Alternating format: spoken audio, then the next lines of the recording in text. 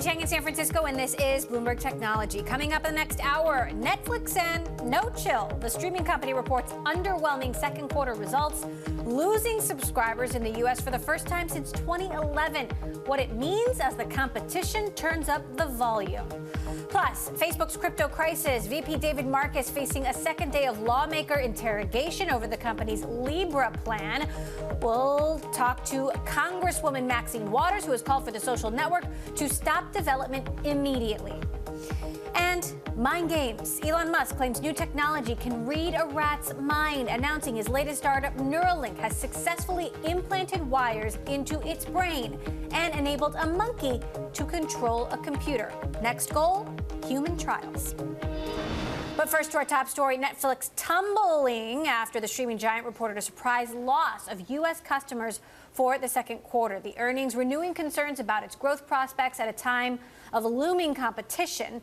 Netflix says it lost 130,000 customers in the United States as a result of higher prices and a weaker slate of shows. It signed up 2.7 million new subscribers globally, also missing projections. Joining us now to discuss these underwhelming results, Michael Pachter of Wedbush, who holds an underperform rating on the stock, and also with us, Bloomberg's Lucas Shaw, who, of course, covers the company. So, Michael, this is the first time the company's lost U.S. subscribers since 2011 when they split the mail-order DVD and the streaming business. What's your top-line reaction here? You know, I hate to bore Lucas because he actually tweeted that he's tired of talking about this. I think that price increases probably drove the subscriber loss domestically, and I think that they're probably bumping up against the ceiling on what they can charge and continue to grow. I personally believe that they'll keep 80% of their domestic subscribers at as high as a $20 monthly charge, but you know, their last 10 million subscribers are probably middle-income households, and they notice when prices go up a couple of bucks, which they did in January. And I think that you're going to see continued defections as content migrates away from the site and as competition starts to materialize. Disney Plus in the fall, Warner and Comcast next year, more content leaving at the end of this year and the end of next year. So I think middle-income households are probably going to have to think about whether they subscribe to 1 or 2 or 3 plans. Yes, they can cut the cord and maybe afford all of them, but the fact is that Netflix did see a decline in domestic subs. That's what fuels their international expansion. They're about to lower prices in India. So I just don't see how they're really worth the $450 price target most of my competitors have on the stock. And I think today's correction makes a lot of sense. So to avoid being boring at all, Lucas, you did tweet that you'd be talking about Netflix's quote-unquote big whiff and that you'd be duking it out with Michael Pachter. So bring it. What's your take? Well, I think the big question for investors, for analysts, is this a blip or is this a long-term problem? You know, the second quarter for Netflix has been a problem in the past. Second quarter 2016, they missed their forecast by quite a bit, though not as much as they did today. And they had kind of warned investors and warned everybody at the end of the first quarter that this was going to be a light one. So is this, again, a one-time phenomenon, in which case you have this correction today, or is it something where we can't trust their forecast for Q3? Because Netflix's response to all this is going to be, well, we forecast 7 million for the third quarter. We're still on pace for the biggest year yet. But as we've seen in this quarter, their forecasts cannot always be trusted. They miss on these a lot. And so if they miss again next quarter, which is going to come around the same time that Disney is reporting, or excuse me, introducing Disney Plus, that becomes a real problem for investors, especially if growth is not only slowing in the US, but slows overseas, which has been the engine for the past few years. Okay, so let's talk about the current quarter where they say they're going to add 7 million subscribers, which is a huge jump from 2.6 million. Of course, we know this quarter Stranger Things is back. As for last quarter, they've highlighted Dead to Me, they've highlighted Murder Mystery. But does this mean it is so dependent on an original hit like a Stranger Things, and does that make it more challenging because subscriber additions really depend on a huge hit? You know, it must. Sorry, go ahead. Sorry, no, Michael, you first. Oh, I honestly think what Lucas said is right. I think this is a blip. I think that Netflix subscriber growth is going to be like movie box office, and when there's lots of great stuff, I think they're going to see an increase in subs. The numbers on Stranger Things are pretty impressive. It is a really good show. They have a handful of really great content. And so I think that they'll probably hit their 7 million sub number. I think the real problem is next year when there's competition. And I think that we saw a preview of next year with this quarter. So I think next year you'll probably have a couple of quarters where they actually lose subs. So, Lucas, can the hits keep coming? Yeah, I mean, the other issue I see to that point is just look at the volume of shows that they released in the second quarter. I know that they didn't have a Stranger Things or an Orange is the New Black, but I was doing research yesterday ahead of the earnings report. They would have something new come on. It seemed like every day. Sometimes on Fridays they'd have 5 new projects. There'd be a documentary, there'd be a stand-up special, there'd be an anime series, there'd be a movie. If none of those are moving the needle, if it really is only kind of a handful of shows that swing it, that is a little bit concerning just because of the volume and how much they're spending. Now, that being said, they do have a pretty good track record of coming up with a new big hit out of every few quarters. And if they can keep that going, they'll be fine. But they do seem to have a volume issue. Well, and that's a good point. You know, we've talked a lot about the hit shows. We haven't talked about the shows that are truly not great, and I've seen some of those. And so, Michael, how good of a business model is it to be throwing everything at the wall and producing a lot of stuff that really isn't that great? Or, you know, is the HBO model of sort of, you know, very few, more high quality content, is that better? By my count, Netflix produces about 10 times as many shows as HBO, and they get about the same number of Emmy nominations. So, you know, throwing stuff at the wall, throwing 10x at the wall, they're going to have their hits. I actually think subscriber growth is going to be based on one of two things: either water cooler chatter kind of shows like Breaking Bad and Ozark and Stranger Things that we talked about when they were on and we told people they have to see, or good enough content, which is high quantity of okay content. And that's the real acid test. Do they have enough stuff that's good enough to keep us coming back? I actually think all these metrics they're giving us on the crap shows is telling you people are willing to watch whatever they throw at them because they're running out of really great stuff to watch. So you get 40 million people watching Adam Sandler, which shocks me, but it happened. I thought it was pretty good. Lucas, let's talk about international, because that's where the vast majority of the new subscribers are going to come from. In Q3, they're saying 7 million additional new subscribers, 6.2 million of which will be outside of the United States. They talked a lot about India, introducing a cheaper mobile-only plan in India. Reed Hastings has said they could get another 100 million subscribers in India. You know, where is the growth going to come from, if not the United States? I think in the short term, you're still looking mostly at Europe and Latin America. You know, Brazil, United Kingdom, France, Germany, these are the biggest markets according to most analyst reports. Netflix, of course, does not break any of this out, which would be very useful both for analysts like Michael and for reporters like me. But long term, they are definitely looking to Asia. They've invested a lot of money in original programming in the region, in particular in India. And this mobile-only plan is a pretty big deal because they had been testing lower price plans in Asia the past few months. This is the first time where they're committing to rolling one out, which suggests either that they think it's going to work or that they need to do something to boost growth in the region. It's the first kind of price reduction that we've seen Netflix take because they are raising prices almost everywhere else. So, Michael, let's talk about, you know, the other parts of the story. You've got Disney, Apple, Warner Media, all of these other companies trying to take Netflix on. Disney's offering cheaper and, you know, has a huge library of original Disney classics that, you know, people keep coming back to over 50 years. How big a threat is this competition?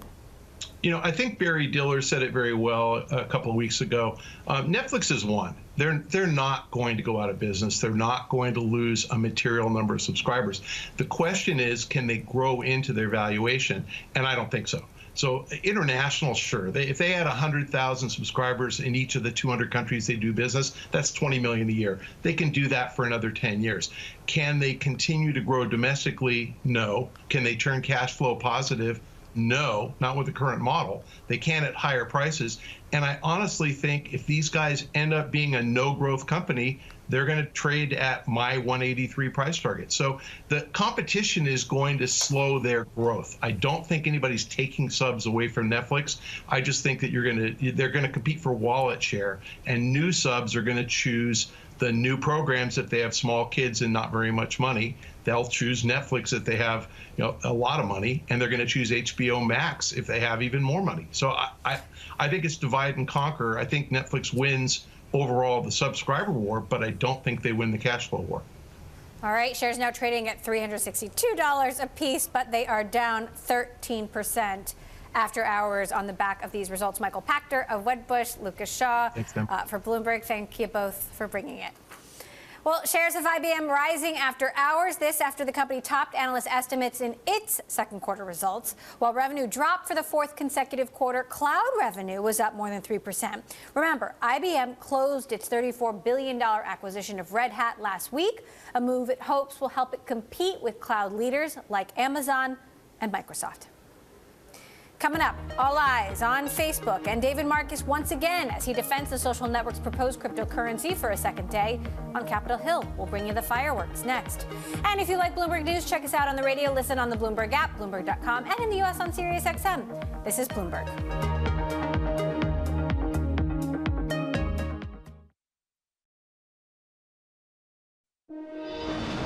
I don't think you should launch Libra at all, because the creation of a new currency is a core government function and should be left to democratically accountable institutions that are accountable to the American people.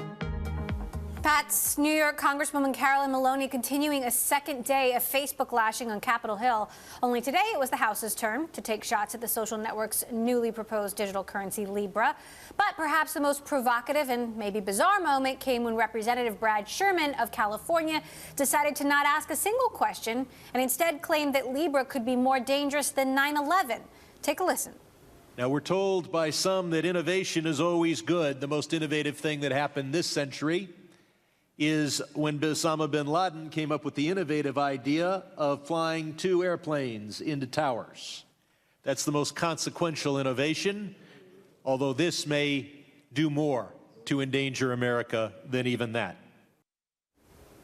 Sherman also kept referring to Libra as, quote unquote, Zuckbucks. Let's get to this with Techonomy founder David Kirkpatrick in New York and in D.C. Our own Kurt Wagner, who covers Facebook for us and was in both the hearings today and yesterday. David, I got to get your reaction to that remark from Congressman Sherman. I was laughing when you said it. I don't know what the heck he's talking about. First of all, I don't think you could really say that 9/11 was the greatest innovation ever in the last century. It's ridiculous. And how Libra could pose a threat comparable to 9/11 makes no sense. The problem is that Facebook is in a position right now where it's done so many things wrong that when it's now proposing something that, in my opinion, is not particularly right or wrong. It's just an interesting thing they're going to try and may or may not work. But because it involves money and people are very worried about control of that, and there's a lot of businesses that are deeply engaged and sort of concerned about how their ox might be gored, they're getting tremendous pushback. And it isn't fair, but it doesn't sound from that quote like it's rational. Well, to be fair, even the chair of the Fed has raised concern about money laundering, about illicit activities. There's obviously the concern that this kind of currency or use of this currency could hide illicit activities. Kurt, you were in both the hearings today and yesterday. Talk to us about the difference between what House leaders and Senate leaders had to ask. Yeah, I mean, despite that one example, which was pretty eye-opening, I actually thought the questions today were a lot more thoughtful than yesterday. I feel like yesterday in the Senate, it was really just 2 hours of an excuse for people to come in and bash Facebook for a lot of their past misdeeds. Today, it seemed like there were a lot more members of the House who genuinely wanted to know what Libra was all about. There were a bunch of questions about Facebook and whether it was going to be offering banking services. There were a number of questions about the Libra Association, which is this group that's going to oversee the new cryptocurrency. And I did feel that there was a little bit more genuine interest from this group of politicians to kind of figure out what is this thing, and not only what is it, but like, is it possible that this could be launched and actually work? Now, David, how fair do you think all of this skepticism is against the backdrop that Facebook is dealing with a lot of issues and has been for the last 2+ years, and its record on trust is not great? I think it's totally legitimate and expected that there should be a lot of skepticism, and I don't think the questions being asked are inappropriate at all. But all the Congress people today who were saying, will you commit to putting this project on hold, letting us do it for you, only do a small test, many requests of that type, I think those are a little premature because, look, they made the decision to announce this really early in its development. I think many of the questions really literally cannot be answered yet because, we don't even really know if the Libra Association, which they have proposed to govern it, is really going to hang together and do anything meaningful. If it does, I think that would be a very promising development in terms of suggesting that this could be a manageable operation. But look, it's legitimate that people should ask questions. Facebook has invited skepticism because of their repeated malfeasance in many areas over the last few years. So I'm not surprised. I'm a little surprised they did announce it now, to be honest, because it's a terrible time to do it. Did they make a major miscalculation in unveiling this now when they're not even going to launch it for a year, if they can still do that? It seems like that, and as I understand it, there was substantial disagreement inside the company about whether now was a good time to do it. Mark Zuckerberg and David Marcus certainly both, I'm sure, wanted to do this, and they pushed hard, and they prevailed, as Mark Zuckerberg is always going to prevail at Facebook. But it may be that the naysayers were right. Meantime, Kurt, Alexandria Ocasio-Cortez, Congresswoman AOC, as she is known, called Facebook a surveillance company. And while the hearing, the antitrust hearing, in which Facebook was also present yesterday, had perhaps less fireworks, the broader implications for Facebook are huge. A potential breakup, calls for, calling attention to the idea that Facebook could be a monopoly. Paint the bigger picture for us here about everything that Facebook is up against.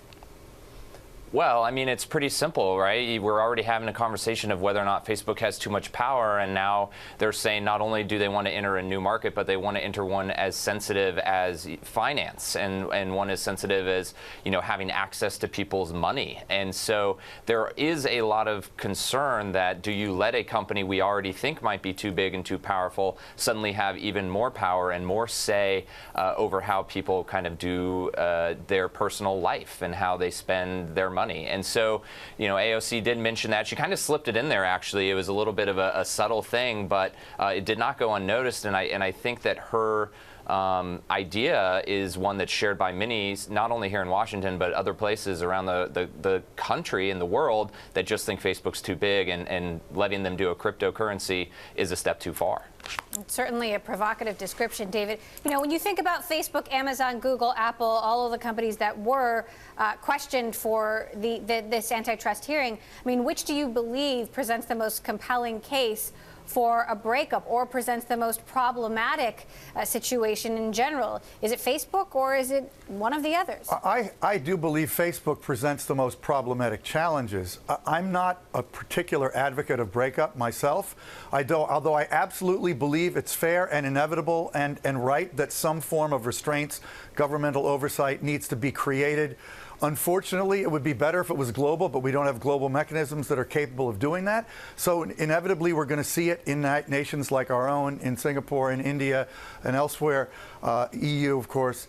I think Facebook has invited this by really failing to govern what became a rampantly growing system with all kinds of misbehavior that they, for some reason, weren't able to anticipate and didn't build any mechanisms to manage, and now they're paying the price. I think there's huge legitimate questions about Google and Amazon also, and it is true, these companies have a global scale and reach that's kind of unprecedented. All right, well, we're going to have more on this later this hour. Techonomy's David Kirkpatrick, Bloomberg's Kurt Wagner. Thank you both. Still ahead, Dubai is getting a tech boost, how the city is embracing innovation to improve government efficiency and become the happiest city on earth. This is Bloomberg.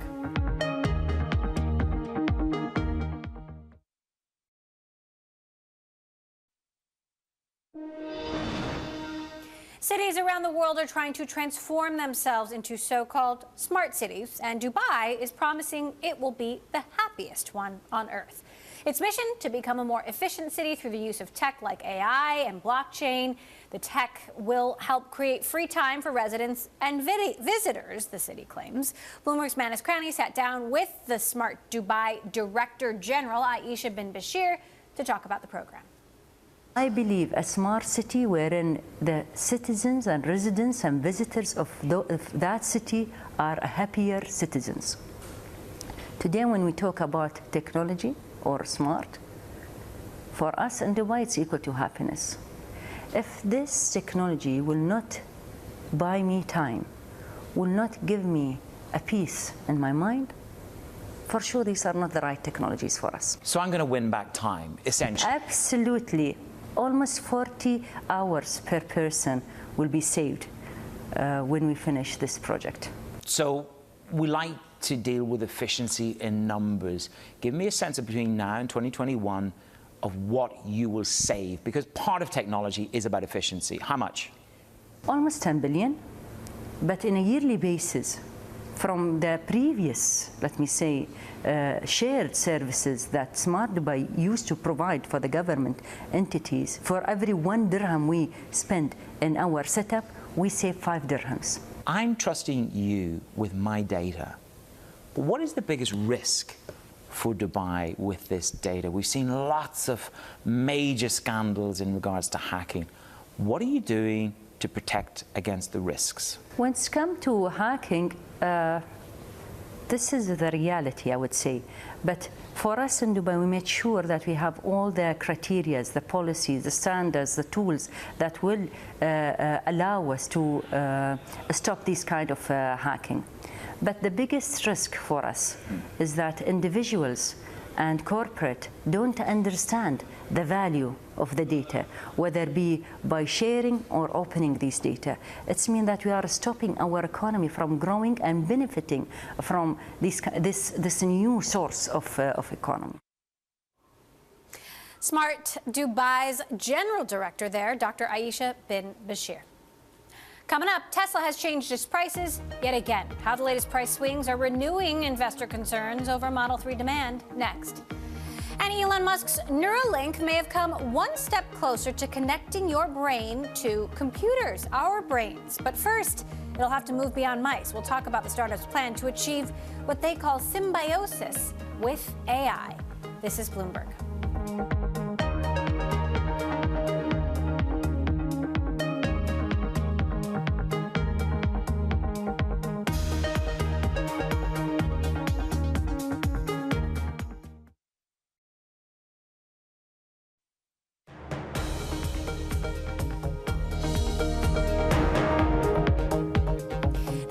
Technology, I'm Emily Chang in San Francisco. Tesla on the defense following more frustrations. The company is cutting prices on the Model 3. The latest complaints captured in a story by Bloomberg's Keith Naughton. He joins me from Detroit. So, Keith, you'd think most customers would be happy about a price cut, but you profiled a guy who literally bought his Model 3 days before, or maybe a day before the price was cut, thousands of dollars. Tell us what happened. Yeah, he bought a Model 3 fully loaded, the Performance Edition, $68,000 at the end of last month, the very end of last month, because he knew the tax credit, his dealer told him the tax credit was going down in July. Well, then comes this month, and Elon cut the price of that car by more than $6,000. So if he would have bought it this month, even if you factor in that the tax credit changed, he still would have saved $4,500. So he's fuming mad. So talk to us about how this is renewing concerns about demand for the Model 3. Of course, it's in part potentially tied to the tax credit, but what about demand in general? Right. You know, Elon Musk has very high expectations for sales of this model. So he's had a series of price cuts throughout the year, which has sort of confused and frustrated consumers. The gentleman that I profiled talked about how one of the reasons, this is the third Tesla he's bought, and one of the reasons he buys them is because of the price certainty. He said, unlike other dealers where they're bargaining on price, he felt confident that the guy buying the car behind him wouldn't get a better deal than he did. Well, that's not what happened this time, so he said this shakes his faith in Tesla. So, meantime, the prices in China, what's happening there as the company builds its Shanghai factory?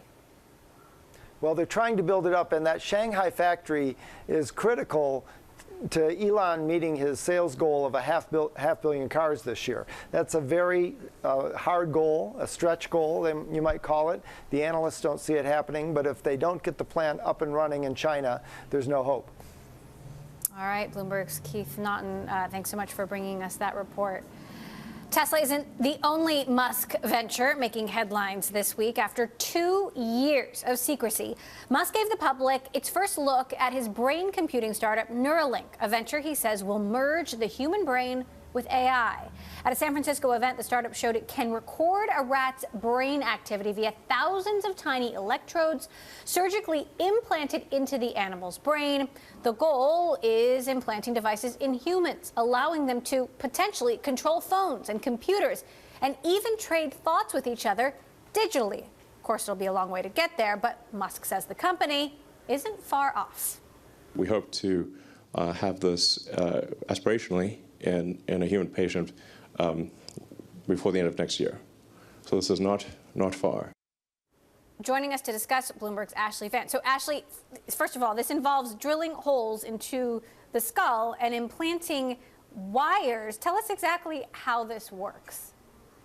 Yeah, well, as always with Elon, it's a bit of an adventure, but yeah, these first, so I got to go to the Neuralink offices and some of their laboratories before the event, and so I actually saw a mouse that had gone through the procedure that Elon's talking about, and so basically, they drill this small hole in the skull of the mouse that I saw, and then they have what's essentially a computer chip at the top, and then these they call them threads. They're these wires packed with electrodes that actually go into the brain, and in the humans it would be the same thing. With the first human patients, they want to drill 4 holes into your skull, and then you would have a device that connects, those sensors would connect to this device that's behind your ear, and then that device behind your ear would just talk to like your iPhone app and basically read your thoughts.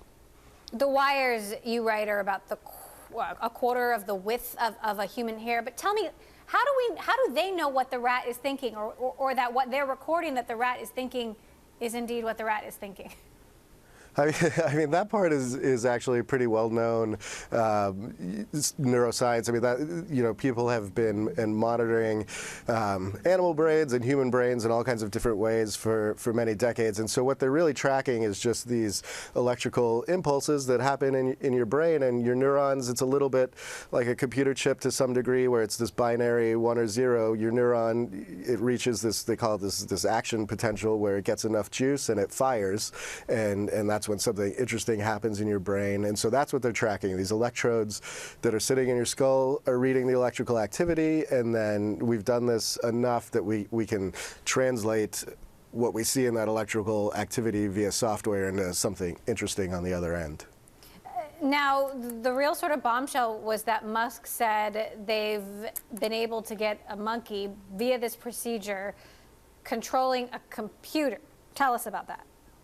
Yeah, so, there'd been all these rumors that Neuralink had been doing primate research, which is obviously very controversial for all kinds of reasons. And so I was at the event last night, and I know they had been trying to keep that a secret leading up to it. And Elon, being Elon, just let the monkey out of the bag, I guess. And he, the whole team was standing behind him. They were shocked. I'm sure they were planning to announce this down the road. But so we know that, because there's these huge questions. It's like, okay, you can do this in a rodent, but what happens when you get to a primate, when you get to a human? And so, we know now that they're farther along than we thought, and to be doing this after 2.5 years is actually pretty impressive.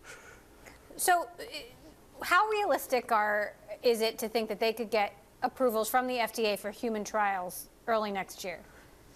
I mean, I think Elon called that aspirational. And so anything that's aspirational in Elon terms, I think, is usually even more dramatic for other people. I mean, it's a huge bar, because not only do you have to prove that these things can sit in your head for a long period of time, which has been this huge question. That's really what's slowed down a lot of the science, is that your brain rejects these probes and your brain moves and disrupts them. But then you have to prove that this can actually do something therapeutic. And so, like you were saying, is yes, we can read these signals and we know something about what's going on, but can you actually translate that into something that helps someone who's paralyzed or that has Parkinson's or that's lost their sight? And this is like a huge open question where you would have to do trials and find out. And so, if they get to FDA trials next year, that would be quite a miracle, I think. So talk to us about the bigger vision here that Musk has, fascinating but frightening as always with Elon Musk, that humans have some sort of symbiosis with AI, this coming from the same guy who said we should all be afraid of an AI apocalypse. Yeah, this is a hard one to square. He's sort of bringing the AI apocalypse on at the same time as being afraid of it. But on stage at the event last night, his argument was that this procedure would become sort of like something you could equate to like a LASIK procedure. You would just go in for an hour and get this in. And so regular consumers would do this. And so if you had this computing enhancement in your head, maybe you could keep up with artificial intelligence. You would be supplementing your own brain and maybe doing things that AI can't do. And so Elon saw this as an equalizer, maybe, for the people who want to elect to have this kind of surgery. And so it's either the AIs and the robots just go on without us, or maybe we can join them and keep up. All right, very colorful story. Ashlee Vance, as always, thanks so much for giving us a look inside Elon's mind. Coming up, the chair of the House Financial Services Committee, Representative Maxine Waters, says Facebook CEO Mark Zuckerberg should testify before Congress on Libra. We spoke to her and we'll have her comments next. This is Bloomberg.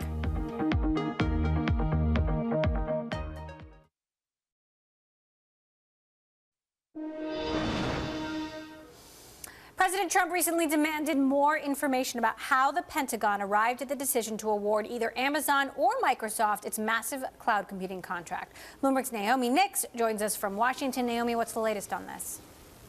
Well, essentially what we just reported is that President Trump has been privately expressing some concerns about the contract. This is at a time when Republican lawmakers have also been criticizing the deal, including in letters to the Trump administration, saying, look, we think that the terms of this contract are overly narrow, there's not enough competition, and there's some alleged conflicts of interest that are concerning us. And so Trump's kind of weighing, what should he do here? Should he step in and intervene? So what's next? Well, the Pentagon has said essentially that it's planning to make a decision on award. It'll either go to Amazon or Microsoft, and that we should learn about their decision late next month.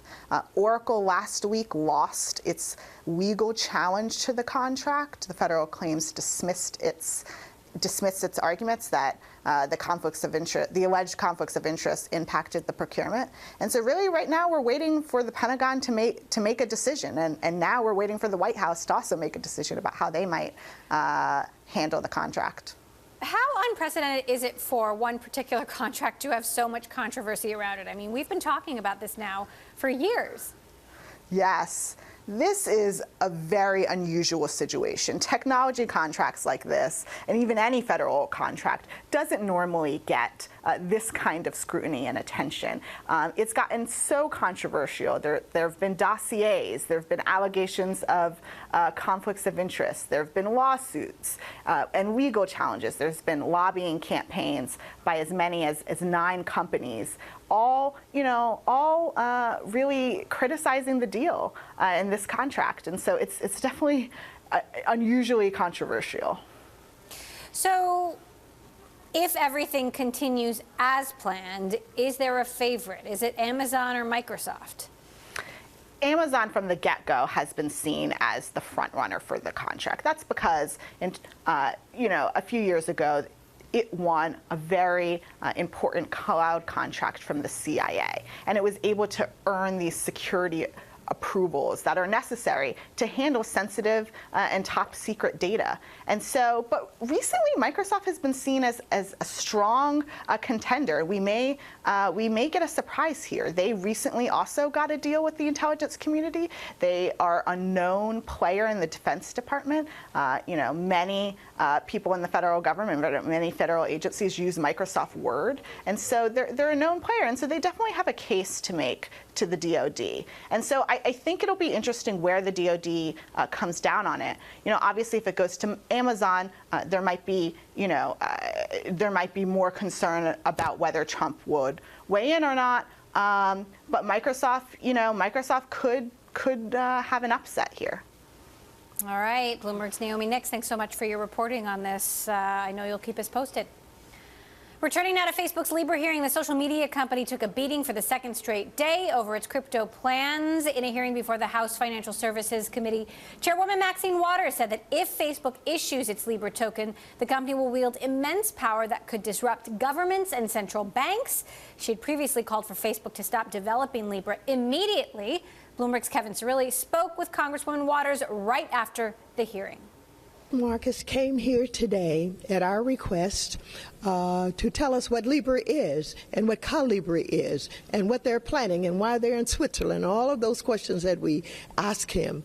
I think that he skirted some of the most significant questions. I had asked for a moratorium because we knew nothing about what they were doing and how they were doing it, and so he did not answer the question. He tried to skirt that by talking about how they were going to take time, how they were going to give consideration to all of the questions, etc., and ensure that they would not harm consumers, but it was not good enough.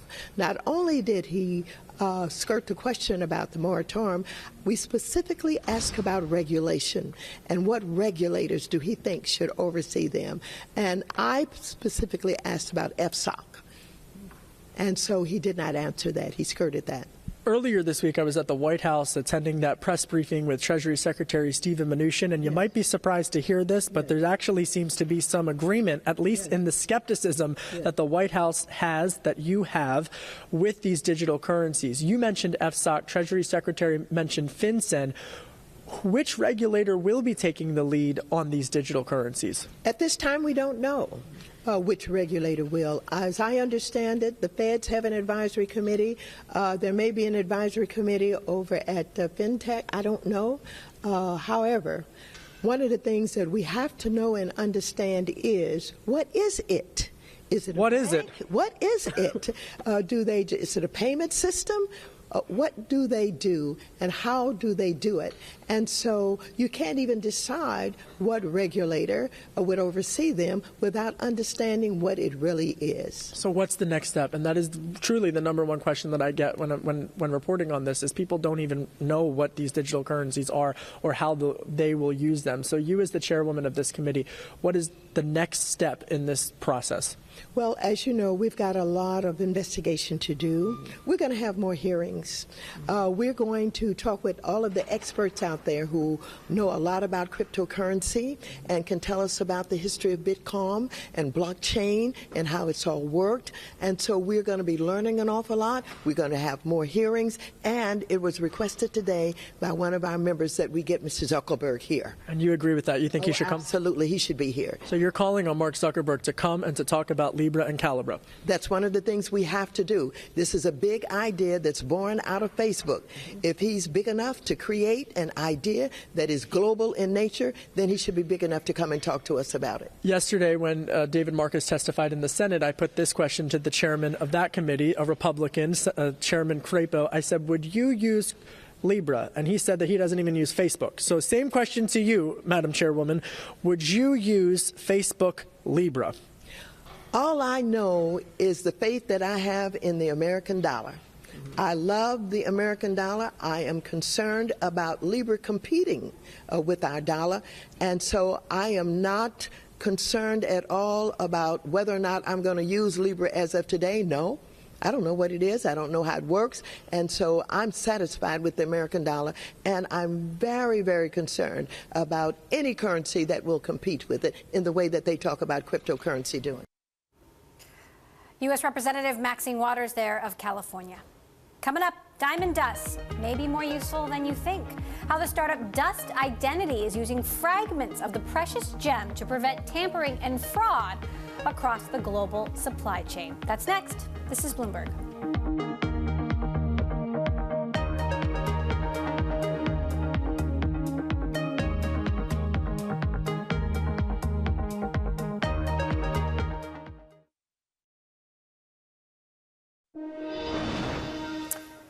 The startup Dust Identity wants to replace barcodes and serial codes with diamonds. The company has created the Diamond Unclonable Security Tag, or DUST for short, a technique using minuscule diamond fragments to attach cheap, durable tracking codes to physical objects like high-tech materials. Today it announced $10 million in new funding led by Kleiner Perkins alongside investments from Lockheed Martin and Airbus. Joining us to discuss Dust Identity, CEO and co-founder Ophir Gathon. So how exactly does this work? Yeah, so thanks for having me. So what we do is that we put diamond dust, very small particles, nanodiamonds, on products, and that gives us the ability to create a unique unclonable fingerprint, something that is impossible for somebody to recreate, and we can attach data to that identity that we're creating on the object. So real diamonds, like the precious gem? Yeah, so we're not using Tiffany diamonds. We are using synthetic diamonds or lab-grown diamonds, just because it's an easier process for us to create a very uniform product. Which are exactly the same chemical makeup. It's the as same carbon, natural. same carbon lattice. So talk to us about the vision here. How can this de-risk the global supply chain? So when we started to work on this, and primarily the context was around concerns in supply chain security for the Department of Defense, it was around the ability to trust things. If it's a replacement part for a fighter jet or toys for your kids that you're buying online and you want to make sure that they're sourced correctly and there are no hazardous materials in them. And in all those places, you need to be able to connect data to the object that you're holding in your hand. Really, the way that you're trusting is you're trusting the data and you make an assumption that that data connects to the object. So what really is the missing link here is the ability to have that secure anchoring to the physical object.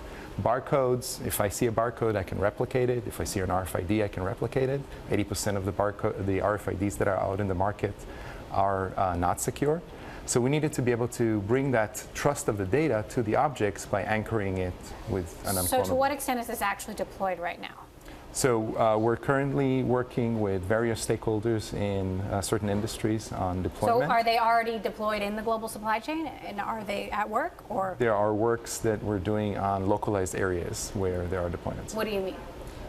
We're not, I can't go into the details of the level of deployment that we have, but we're working with various stakeholders on that level. So there could be upcoming huge shifts to the U.S.-China supply chain, and already we're seeing manufacturing moving out of China as a result of a trade war, as a result of costs. How does that impact your business? So I think that in generally, we have a global problem in maintaining the integrity of supply chains. As supply chains become much more complex, we're looking at international products that are sourced from various places around the world. We just need to make sure that all the stakeholders that are participating and all the governments that are hosting those companies are acting and behaving in a trustworthy way. One of the challenges that we're seeing today is that we're missing the ability to actually have that data, have that trust propagate in the supply chain as you move further and further up your downstream or upstream operations. So it's very difficult to see where components, for example, on a circuit board show up from. All right, interesting. We'll keep track of your progress without diamond dust. You'll have to share some with us. Dust Identity CEO and co-founder Ophir Gathon, thanks so much for stopping by. And finally this hour, it is the app that has gone viral by making you look old. We here on the Bloomberg Tech team tried the Face app earlier today. It uses AI to create a rendering of what you might look like in a few decades. Some of us, not me, look better than others, but hey, it's just an app, right? And some are sounding the privacy alarm. FaceApp was developed by a Russian company called Wireless Lab, a company that has faced criticism over how it handles user data.